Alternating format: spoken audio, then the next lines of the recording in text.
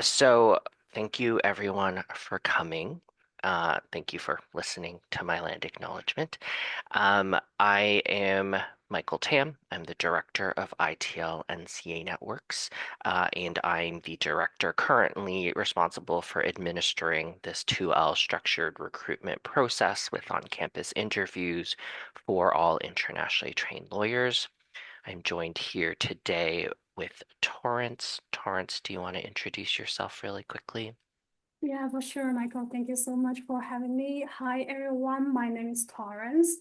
So I am an international trained lawyer originally from China, and now I'm doing my 2L summer position at Stikeman Elliott, which is a full service law firm on Bay Street. And soon I will become a teaching student here as well. Yeah, thank you, Michael. Thank, thanks, Torrance. So I wanted to first say that Torrance here is speaking on her own behalf, her own experiences. She's not representing her firm in any way. She's really just here because she just went through the process last year and she really wanted to share her experience with all of you. How this is going to work is I'm going to really quickly go through sort of general information about where you can find resources for this 2L structured recruit. I'm going to send links into the chat for some of you to review, for those of you who maybe haven't looked it up yet or who aren't familiar.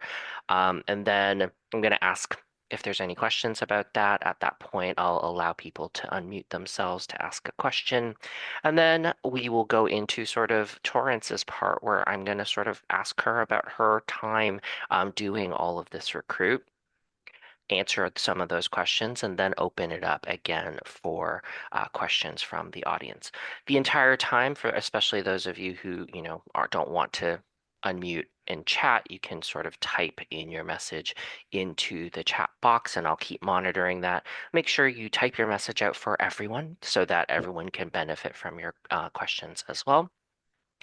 So just as I mentioned, I'm going to go through really quickly what this is all about. So I'm sure a lot of you are seeing 2L summer jobs, summer recruitment, July 20th deadlines for Toronto. What are all those about? And so law firms that participate in the structured recruit tend to be some of the bigger law firms, national law firms with a big sort of presence in the Canadian legal landscape. Some of these are also international law firms, in fact, but they'll participate in this recruitment process for summer students. And this is all based off of, unfortunately, Canadian JD's timelines. In a Canadian JD program, they are in school for 3 years. And so employers know that for Canadian JD students, there are summers in between the years that they're in law school that maybe I can hire people for. And so these 2L summer positions are exactly what that means. It's a summer position after the second year of a Canadian JD program. And because employers are constantly trying to figure out, their hiring and recruitment practices and plan for the future, um, they're trying to do this recruitment early on, trying to get people to be firmed up with them for next summer, and then also hopefully from that candidate pool, select all of their articling students for this summer following. And in doing so, they'll have at any given time either a pool of articling students or a pool of summer students to complete the 12 months of the year to have to have student level work done at all times. And so what you're applying for this summer are for summer jobs in summer of 2027 with the intention of articling in 2028. What this, however, also means is that some of you will have to take a really hard look at what your timelines are. You might want your timelines at a certain pace. You might want to be licensed at a certain time, but the employers who are participating in this process really think about completing their student pools at, as early a stage as possible. And so if this is not a timeline that you're okay with, then maybe these are not necessarily the recruits that you want to participate in. On the reverse side, if, for example, you are completed the NCA process and you want to be a licensing candidate, but these are the kinds of firms that you are passionate about, that you want to work for, that you 100% want to be at.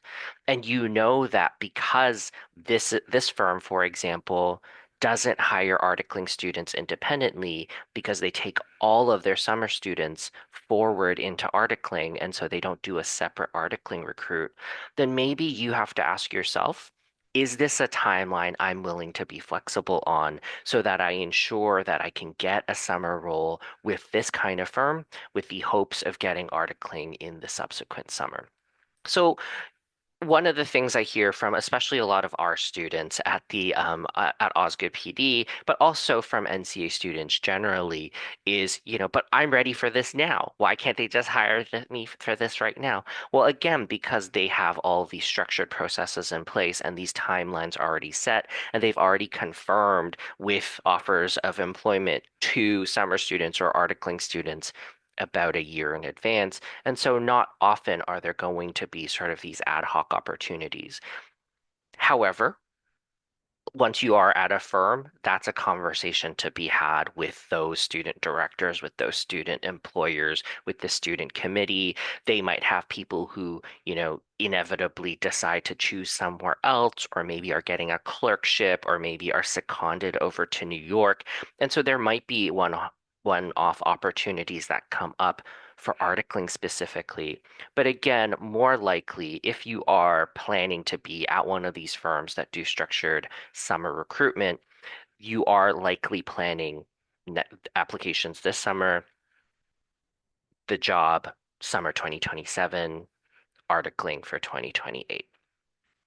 And so decide, is this something you're interested in? Is this something you're not? And one of the things that I need to stress, there are thousands of firms across Canada. Very few firms participate in this structured, rigid process, and it is only a handful of these national, multinational firms, these big corporate firms, some of these government ministries of the Attorney General departments that participate in this recruit. There are so many other firms out there that practice all the areas of law that you're interested in that are not so rigid in this structured formal recruit. So always think about that. You're not missing anything by not participating. You're not missing out on opportunities if you've missed some of these deadlines. And again, some of this might mean that some of your timelines have to be more flexible than you originally thought they were going to be. So the next thing is, who is eligible?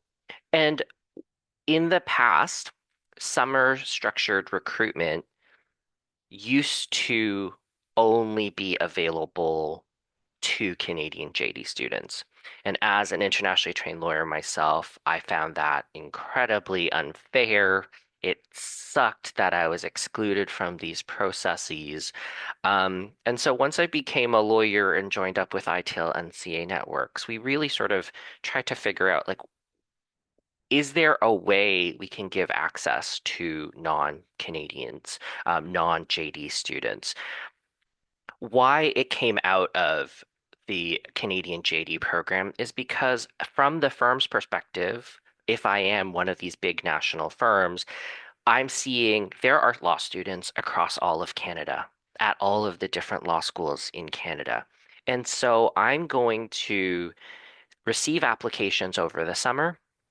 And once I've reviewed all of those applications, I know that all of those people are going back to their schools in the fall. And so if I review all of their applications over the summer, I can then in the fall visit each of the schools and only interview the people I'm interested in from each of those schools. And so this is what on-campus interviews are.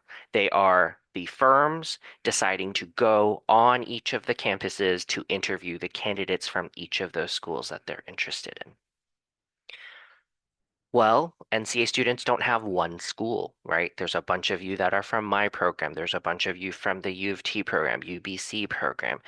So there's no one school that gathers all NCA students. And because there was no one school, there was no opportunity to be interviewed at this stage of interviewing with some of these firms.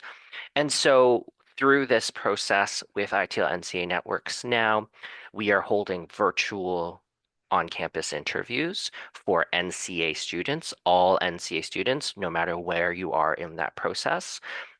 And everybody who is an internationally trained lawyer or an NCA candidate gets interviewed by that firm, those firms who are participating on these specific days. All of those dates are on our website, ITLN.ca. The Toronto date is clear.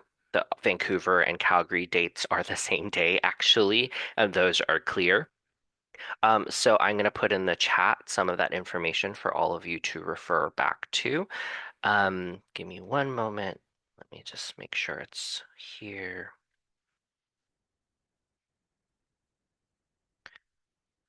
And I'll post it again later in case anybody misses it. But again, you go on our website, you take a look. There is a few things to be mindful of. First, there is a form to fill out if you are participating. This form is not meant to be onerous. Really, what this form is because we are not a school. We don't have any of your contact information. And so when a firm says, hey, I want to interview Torrance, I need to know how to contact Torrance. And so if you fill out this information with your right phone number, with the right email address, when firms have decided, hey, I want to interview this person, we can then reach out to you to be like, hey, this firm wants to interview you. Would you like to schedule an on-campus interview? So make sure you fill out this form. Make sure you fill it out with the right information. So my biggest thing is make sure it's a phone number we can call you at. Make sure that phone number is set up properly. Make sure your voicemail for that phone number is set up. Make sure you are willing to answer calls from that phone number because part of this process is me calling and the directors of ITLNCA Networks calling on call day to say, hey, you've got an interview. And if you don't answer your phone, it's going to be incredibly hard to get a hold of you. So fill out that form with the right information. Also on our website, you can see that third link. There's the VILA portal instructions. VILA portal is where you submit your applications to these firms. All of the firms who are participating, some of them are participating in OCIs, not all of them are, but all of the firms who are interested in participating in OCIs are using VILA portal right now. And so make sure you look up the instructions for how to set it up. There's a specific toggle in your VILA profile that you have to toggle that says NCA candidate so that the employers can then sort you the same way they can sort out all U of T students, all Osgoode students. They can then sort out all NCA students who are then going to be allowed to be interviewed on this OCI call day. And then finally, there's a bunch of videos. And so this is why I don't want to talk too long because all of these videos cover a lot of this information. We have a video on summer jobs, an info session we recorded last year, and it's exactly sort of eligibility. Why consider this? We also have an interview with Tomiwa, who was one of our very successful former OCI candidates as well from a few years ago, and her sort of perspectives on legal applications, how to stand out, and what she did. And then we have a range of different OCI interview videos with both private sector candidates as well as public sector candidates. So any questions about that right now? Let me, let's see, give me one moment. Use the reaction button on Zoom. And you can raise your hand if you have a question, and then I can try to make sure I see who's raised their hand so that I can ask you to unmute. I see that there's a chat. I just wanted to clarify. The 2L recruit is not intended for students currently enrolled. So it's not about whether or not you are or are not currently enrolled in your qualifying law degree. Eligibility is really on the timeline you expect to start licensing. A 2L summer position for this upcoming recruit is for summer positions in 2027. And so these are not articling positions. These are summer law student jobs that happen anywhere from about May to August. And then with the intention that you're a licensing candidate eligible for articling in 2028.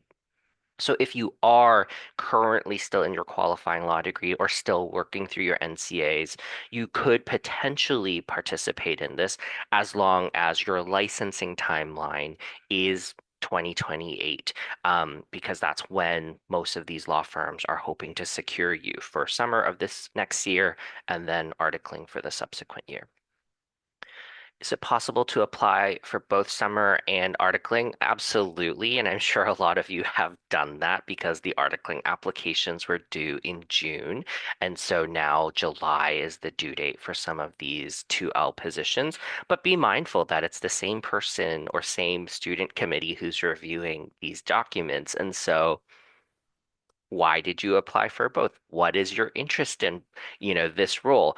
One of the most inauthentic things that I've seen as a career coach is people who apply for the second year summer position, but their cover letter just basically says, but I want the articling position. I'm applying for this, but really this is what I want. Well, then you're applying for the wrong job. So make sure you're applying, and when you're applying, you recognize how the summer program might be different from the articling program, how the experience might be different, and it is something that you're still interested in, and why you're still connected to this opportunity, and why, again, maybe this timeline works for you. Okay, well, if there's no more questions, then let's get to Torrance's part, which I think is more interesting than me talking by myself anyways. So my first question for Torrance was, what kind of resources did you use to prepare your applications, your resume, your cover letters, your reference letters, for example? Can you give some feedback on that? Yeah, for sure. Thank you, Michael.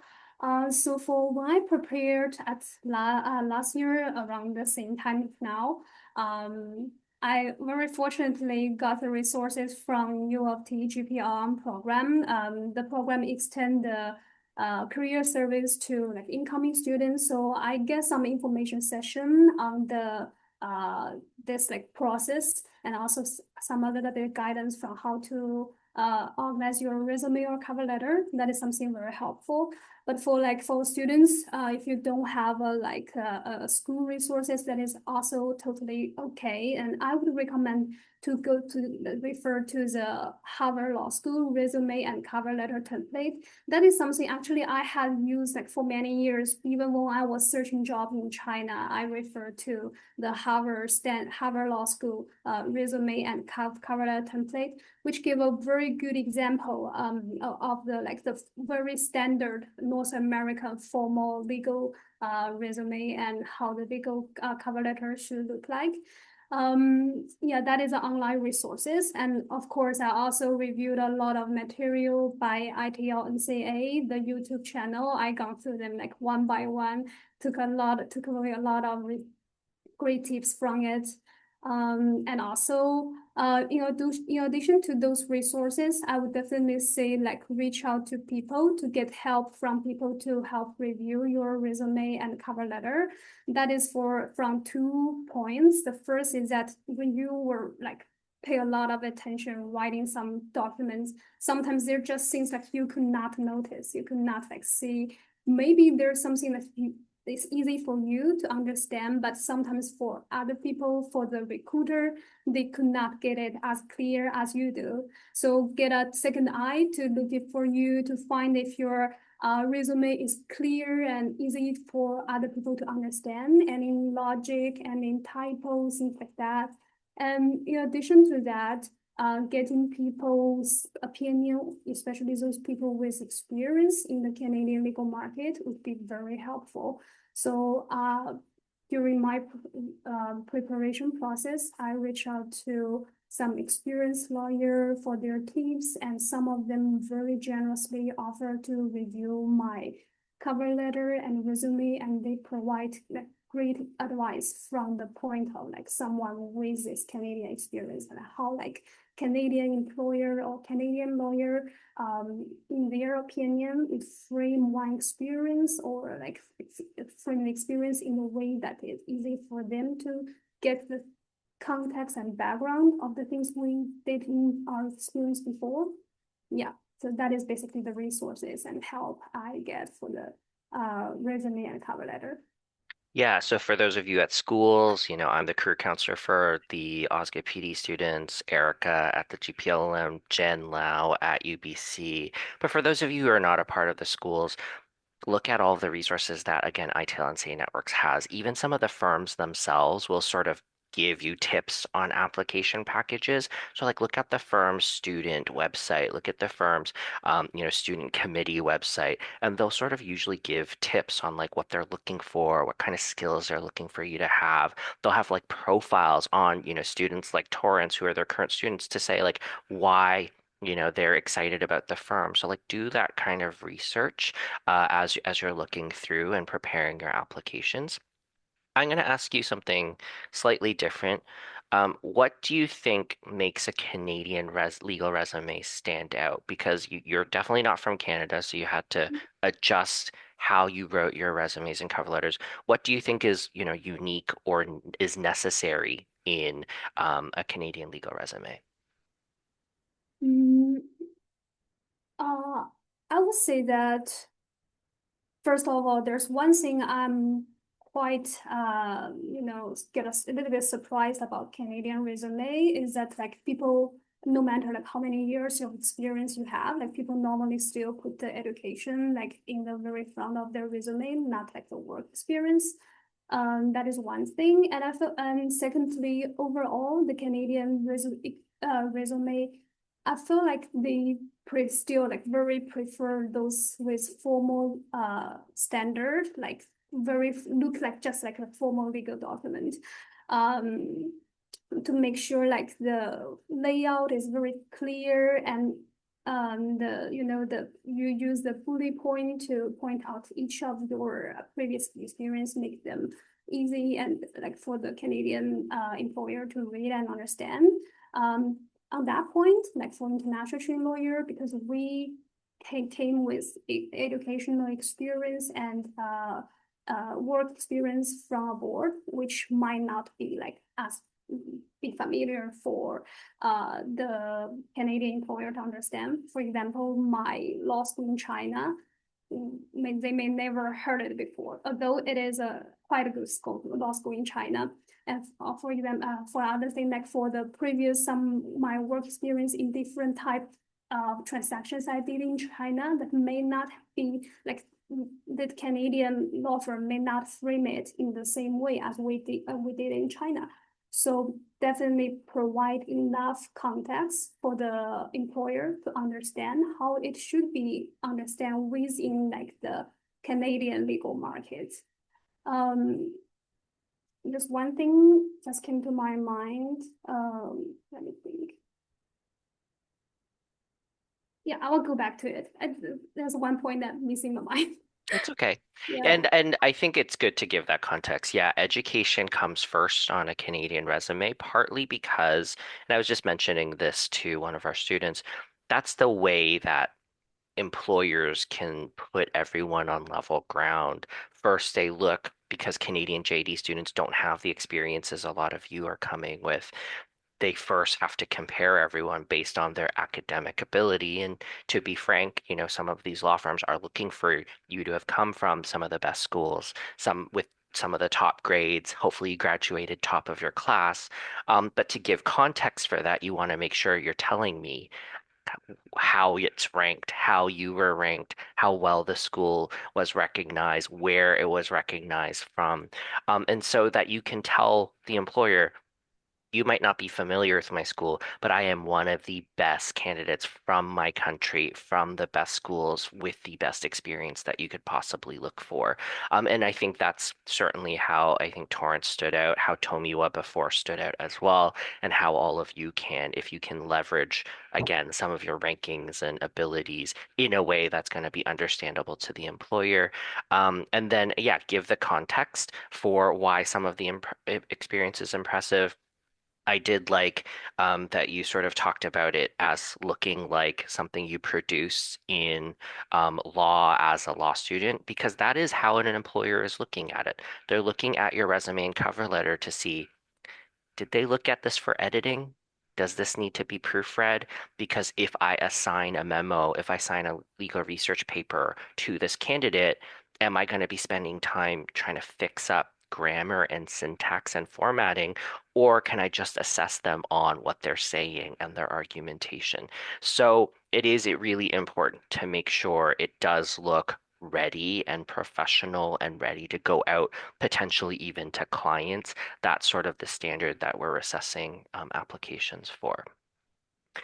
Yeah. Can I build a little on Yeah, that? of course, of course. Yeah, so I feel like the quality of the material we submit really matters. Like as just Michael said, like to make it look professional, look as formal as possible, no typo, easy to read, and just look very professional. Because in my interview process, I recall like not only one employer or interviewer said to me that your material is so beautifully written, and that really leaves some impression on them because as Michael said, like when they give you a contract draft or a memo to like work on, they do want you to submit some products that is tidy, there's no typo, and like just they can send out directly. So I think that shows some of the level of attention you pay to your lawyer work. Yeah, absolutely. Okay, so as a part of recruitment over the summer, what recruitment events did you attend? What kind of things did you participate in? How did you engage with these firms? Yeah, well, that question actually I don't have a very good answer because unfortunately last year around this time I was still in China, so I didn't get any chance to attend any like open houses or like even online. I didn't know about that at all. But once I moved to Canada, like in August, before I start my program, that is actually already went into the so-called blackout period, which is a period after the application deadline that the employer, they are not allowed to host any like recruitment activities. So what I did is that I continue to reach out to people individually for networking. So I reach out to those law firms that I am very interested with to those lawyers, especially other international lawyer who share the same path with me for coffee chat and for like even just even just an online phone call or in-person coffee chat to learn about the experience, learn more about the firm. Though at that time, because that's before the call day, like I didn't even know like which law firm will give me an interview opportunity. But I feel like because I'm here to learn about this market, to like, be a part of this market. So I got to know those things like sooner or later. I just want to get as much as information I can. So and that really helps because at the time of the interview, I did get like enough information for me to talk about the firm so that I could impress them with my interest in the law firm and to show that I already get some understanding of this Canadian legal market and how the firm stands in this market. Um, and although I didn't attend any open house events, but interestingly, our firm just host one. So I would say that if you go to this kind of like recruitment events, even it's not recruitment events, just like social, no normal social events, get yourself prepared and do some research about the firm, about the people that will go into this events, and to like find a few people that you want to build connection with and talk them with and grab the opportunity to shake a hand with them and talk a little bit like words or like share something with them. And afterwards, definitely follow up with them to like maintain this relationship.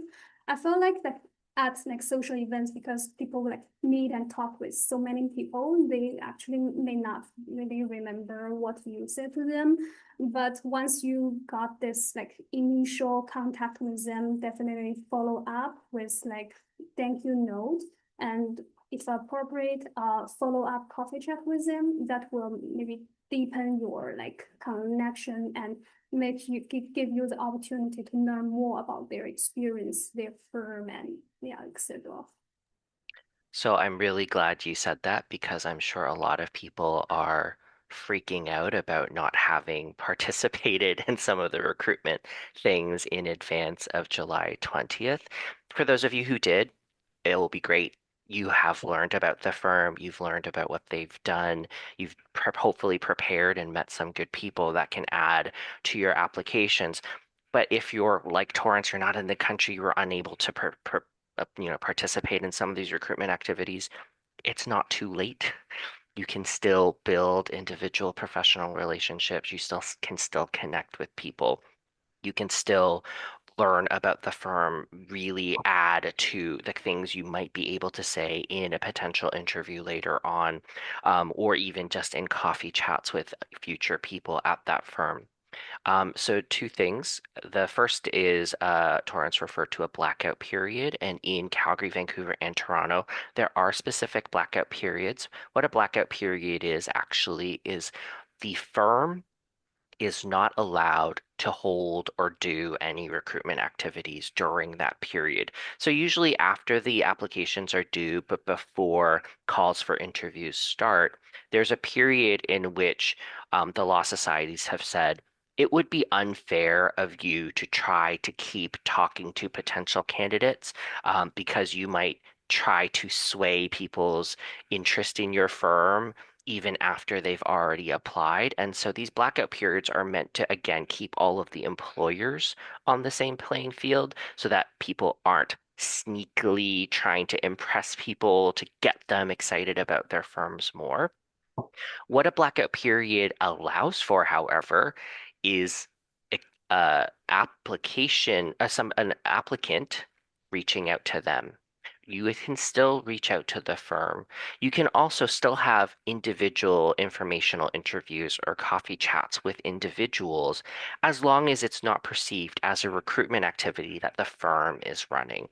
And so, to Torrance's point, build your relationships, still meet with people, learn, engage, try to figure out which is the right places for you, try to build these relationships, and just like she said, follow up, maintain contact, build these relationships over time so that eventually people do remember who you are, do look out for your applications, are excited to see you at the next event. Okay, so then in terms of the applications and what you've learned from some of those coffee chats, how did it impact the interviewing? How did it impact, how you think what made your application strong? Yeah, I think that comes in two ways. The first is that definitely through those coffee chat, because before the coffee chat, I definitely prepared. I studied about the firm, that the information I could search online and read it on their official websites. And also to the person who I'm talking with, I went through their LinkedIn profile or their like official profile on their website to understand what he is doing or he or she is doing and what's their practice uh, areas. And so with those preparation, you could ask some question that is not easily, that the answer is not easily found online. And also that is something that you are really interested, is really connected to you and you are interested about. For example, one interview with a full service law firm on the Bay Street, I learned through the coffee chat with one of their Asian lawyer, learned that they actually have like several designated Asian markets group. That is not something on their website. And that lawyer shared with me like what's the frequency of those Asian lawyer meets up together and what they talk about on their meetings and how are they exploring the Asian market opportunities. And I definitely very interested in that. And I definitely mentioned that during my interviews that I learned from that lawyer about this thing. And I'm very impressed and very excited about those opportunities in your law firm. So that is something that definitely will help you to stand out and also impress the employer and let them know that first you are very interested in their law firm, in their business, and second you are people that you look into things and you like gather information and that will shape your decision. That is one thing I think that through those coffee chat definitely you learn things that you cannot like normally learn online or through a normal information channel. And the second thing that that is something I learned later, like law firms really actively search for like opinions or like comments from their lawyer on their like potential candidates. Some law firm they actively ask lawyer to like write about who they have had coffee chat with and how do they think of them.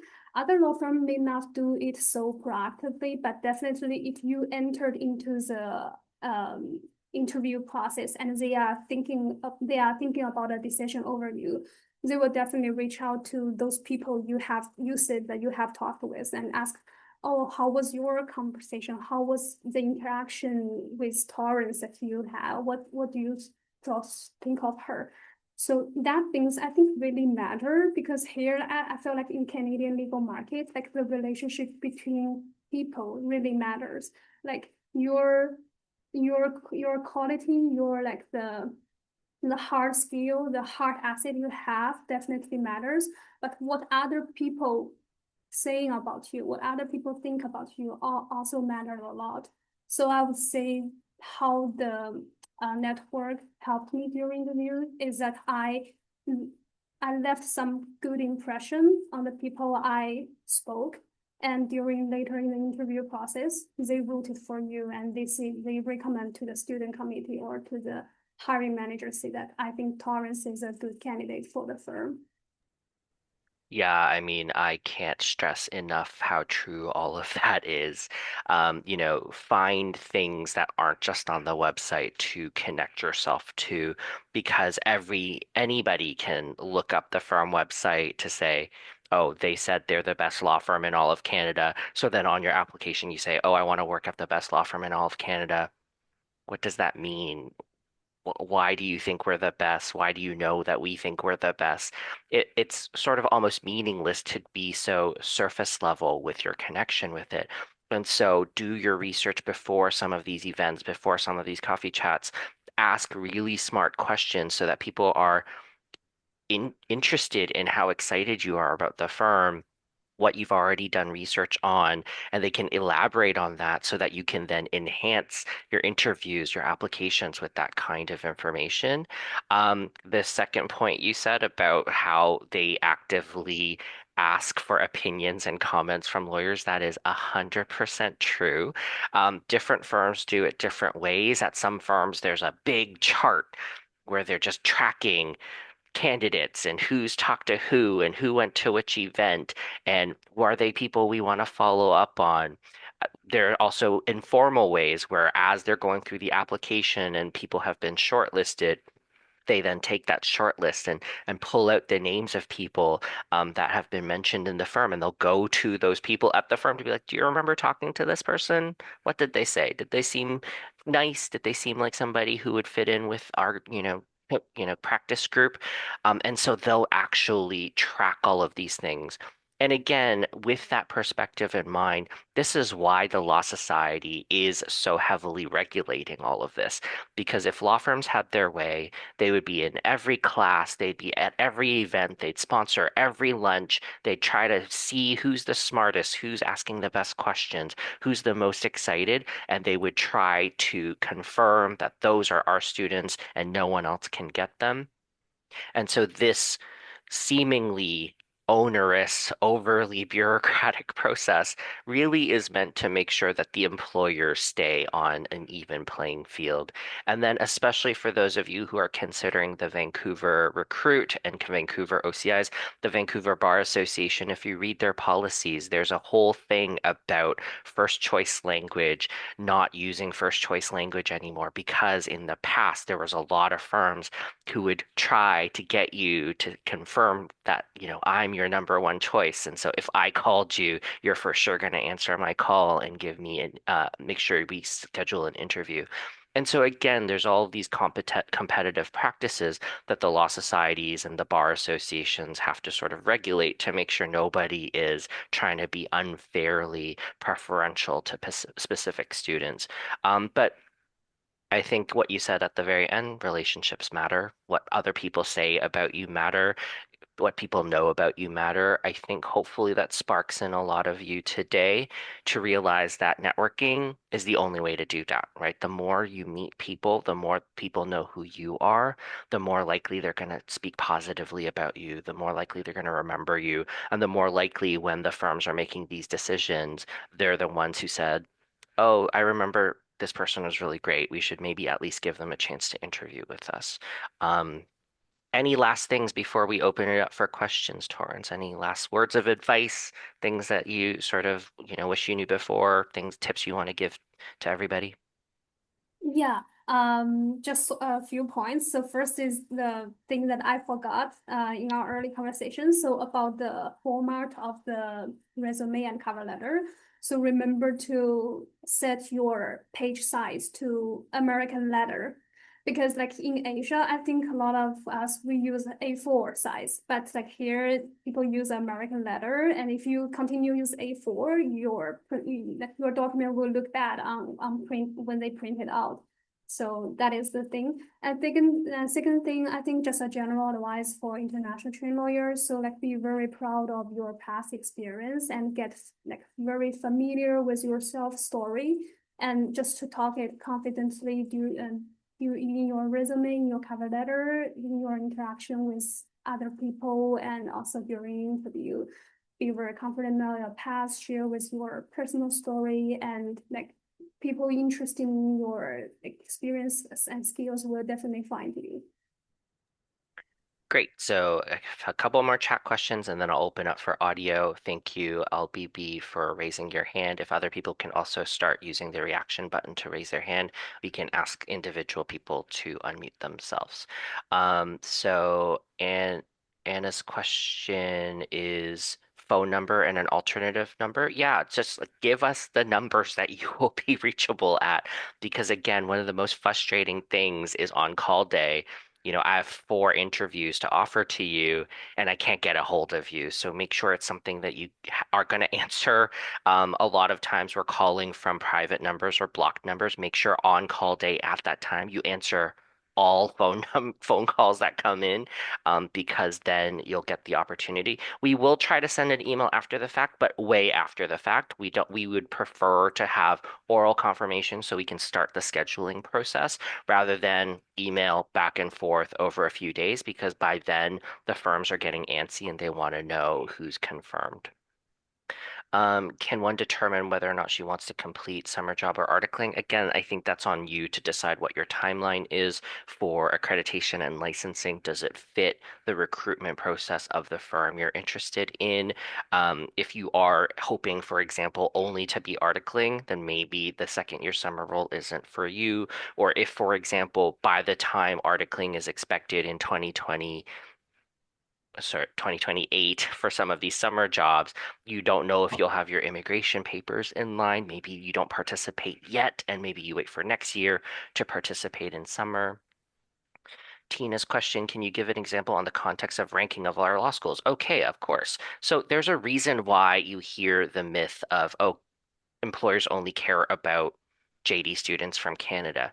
And it's because they understand JD students in Canada. They know how Osgoode ranks versus how U of T ranks versus how UBC ranks versus UNB, U of Calgary. And because they know those rankings by heart, because they are from Canada, they know the top candidates from the top schools are probably also the top people I want to hire. I don't know your schools, right? I don't know what your rankings are from your home jurisdiction. I'm not going to, after every application, look up every school and how they rank and how they fit in because I have maybe 500 other applications to get through in the span of 12 hours. And so by telling me that on this well-renowned ranking of universities, that this university was ranked number 5 in the world, it was ranked number 1 in my country, that I graduated in the top 25% of my grade, that I won an award for getting the top grade in my contracts class, that's giving me context to know, oh, you are probably one of the smartest people in this applicant pool. You are probably one of the best candidates from all of your country. And so that's the context you need to give. Find the facts of where your rankings are, where the school's rankings are, what is great about sort of the experiences you've been at. If you've been at one of the nationally ranked firms in your country, if you are at the top, insolvency firm in your home country, then make sure that that's on your resume somewhere, that make sure it's referenced somewhere so that I have that context as I'm reading through your application in 15 minutes or 15 seconds.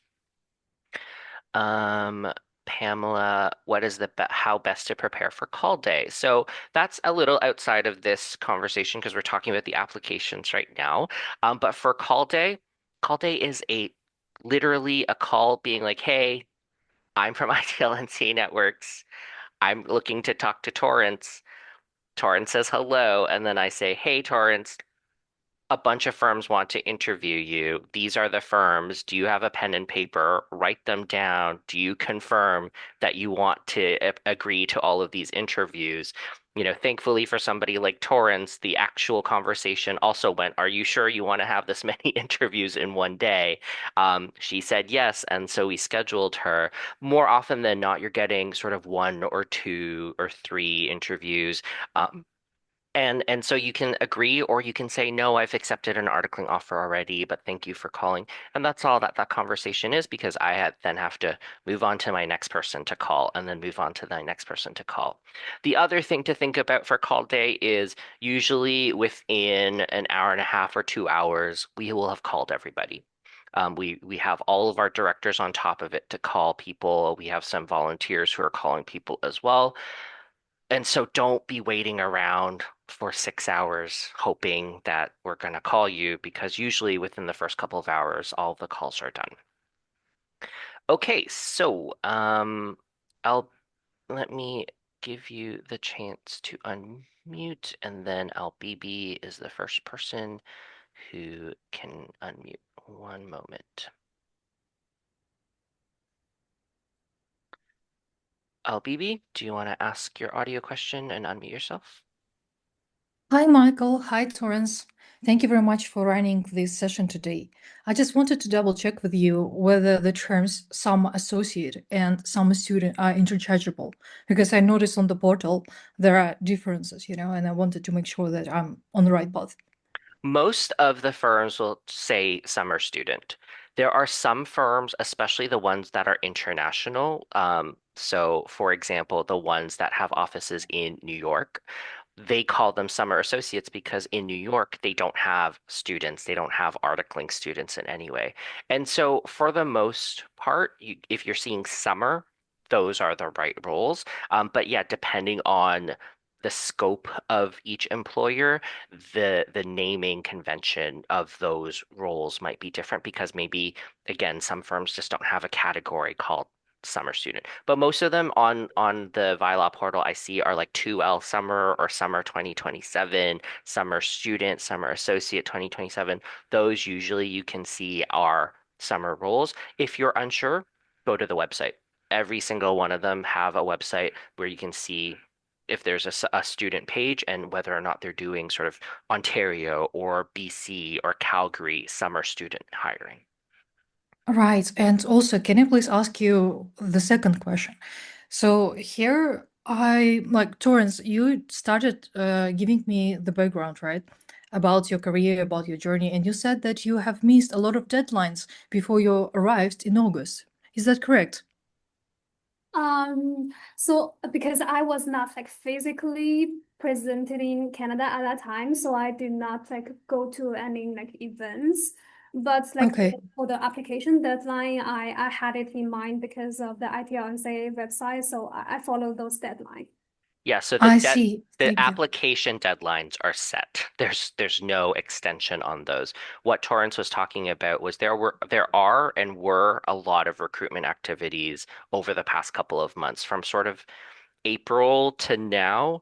Firms have been running socials. They've been hosting talks. They've been inviting people for open houses. They were part of Canadian Pride, and so there were a lot of Pride events and a lot of Right. dinners and socials.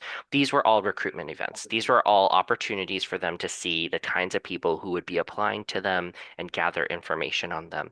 And so what Torrance was I, saying was she wasn't here and she missed a lot okay. of those. So here I'm finding myself in a pickle a little. I'm about to start my LLM this August, and I do know that it's our own sole responsibility to make sure that we are ready to start the summer program in May 2026 or 27, yeah? However, I just wondered whether in your past experience, Michael, you had an international student on student permit who was able to complete a summer program right after the exam. So I'm just kind of thinking, if I would apply to this 2L summer program, and if I would just spend the time, like waste my time and waste the time of the recruiters who would be like interviewing me if I'm given the chance. I don't want to find myself in the position that I'm just like sitting there and saying, I'm really sorry that I have wasted your time, but I'm not able to actually start the articling position. And I know that Michael, I have emailed you before that about the So yeah, situation. so And let me answer that as broadly as possible. I want to make sure we get to other questions as well. So yes, so if those of you who are in a school, all of you should talk to your school's administration to see are there ways you can plan your schooling in a different schedule or in a different way. All of the schools also allow an opportunity for you to take a leave of absence to make sure you can take maybe a semester off to go do a work program. Of course, some of you have to be mindful of some of your immigration allowances. And so one of the things you need to also be aware of is what are you allowed and not allowed to do, and have those conversations with potential employers as well. But this is too specific a you question that I don't want to make sure we're, hyper focused on that. I have a couple of other chat questions that I want to get to. So let's see. Um, what kinds of questions did you ask while networking that helped you most when preparing your application materials? So I think Torrance, I think that would be a great question to answer. What kind of questions were you talking to people about that informed your interviews? Yeah, for sure. First of all, I think that's the question you ask that really matters for like how you leave the impression to the people. So for sure, you want to ask those questions that it's really related to that person, and that person can really share some their perspective about the firm, about their practice. So like based on your question, definitely on their experience, on their practice experience, their previous experience. For example, like if they are like Asian lawyer, talk about their like how their Asian experience would help with them. If they are international trained lawyer, ask them about how like the as an international trained lawyer, how you integrate your experience to the firm and how the firm value that. That those questions will definitely like make the people feel like you really know something about them, and the question are just designed for them. And from the other sense, I think like ask question about the training of the firm or the professional development schedule or system within the firm. Those is something like junior lawyer or like students really care about, and that is something you could put into your cover letter or mention them during your interview process to show that you care about your space, your growth within the firm. Um, piece asked a question about, again, studying while doing a summer position. Again, talk to your LLM program, talk to the student advisors or the graduate program director, whoever is your sort of contact and touch point, and see what your options are for that summer term. Anna, really, you should be answering your calls and confirming because you shouldn't have somebody else speak on your behalf. I guess the only, difficulty is, what is that issue? And if you do have an issue, just email info@itln.ca or put some more information in your form when you've filled it out so that we understand why. But more often than not, we're trying to connect with the person to make sure that that person is confirming. Ray's asking if a 2024 experience is more relevant. Should I list it on your resume, reverse chronological where possible? Because one of the things that we as lawyers do when we're looking at documents is we're looking at time and gaps and consistency. And so reverse chronological is easier for people who are reading really quickly to process. But one of the things that I might suggest you do is if it's less relevant, maybe use less bullet points for that. And for the things that are more relevant, use more bullet points for that so that it's clear that the emphasis is on the thing that you want me to focus on. Average hourly pay will vary from firm to firm, but however, at all of the big Bay Street firms, the pay will be quite similar and quite consistent. Some of the firms actually have posted it on the Law portal what the weekly wage is, what the overall salary is. And so again, do your research on some of these student programs. So we just have 2 minutes remaining. Um, uh, Erez, I think you had your hand up. Do you want to ask your question really quickly? You're muted still. You're still muted. Give me one. There you go. Yes, I'm sorry I could attend late because my computer didn't work and also didn't work with the system. I don't understand why. And What's the your other question? reason is I just went out from an exam. I'm totally lost. I don't know what to say. I attended at the end, and what I understand, it's like for the student articling and uh, Okay, so like, Erez, don't worry about yeah. it.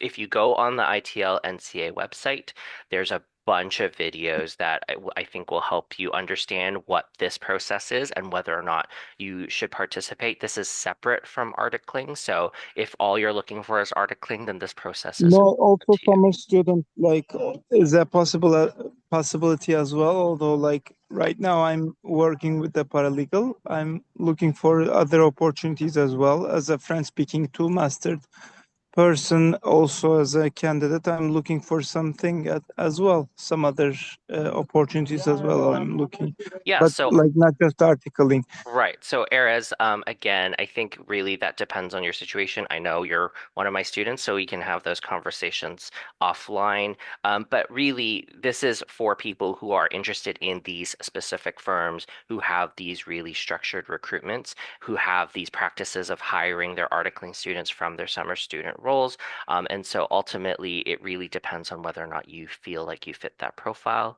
Mohammed, you're next. Do you want to unmute? Hello, thank you, Tam. So I've been admitted to Osgood PD's LLM Canadian Common Law to complete my NCA requirements. I hold an LLB, LLM in commercial and corporate law, and an MBA from Sholek as well. But the question is, and I think this is slightly relevant, that I've not practiced law. I have built substantial commercial experience through corporate banking, strategy and operations consulting, and group level corporate operations, including, exposure to financing, working capital transactions, business strategy across several industries. I understand that large firms often recruit through the Canadian JD and JD MBA pipeline. So I'm trying to determine how to position myself differently rather than simply compete as another other entry level candidate. And I'm interested to know how I can translate my prior business and commercial experience into our credible big law proposition, particularly against recent JD or JD MBA graduates. And I'm interested to know which practice areas or recruiting channels and would best demonstrate my background, which sort of gives me strong business judgment, client understanding, and commercial context. But So my Mohammed, experience. yeah, we have lots of videos on YouTube exactly on that. There's a video on talking about your application package as an internationally trained lawyer and how to emphasize sort of your education, your experience in a way that is unique to you, that helps you stand out. We have a lot of interviews with previous candidates that they talked about how they showed up on their applications as well as in their interviews as well. So make use of those resources. I'm very cognizant of time. We're 2 minutes over time.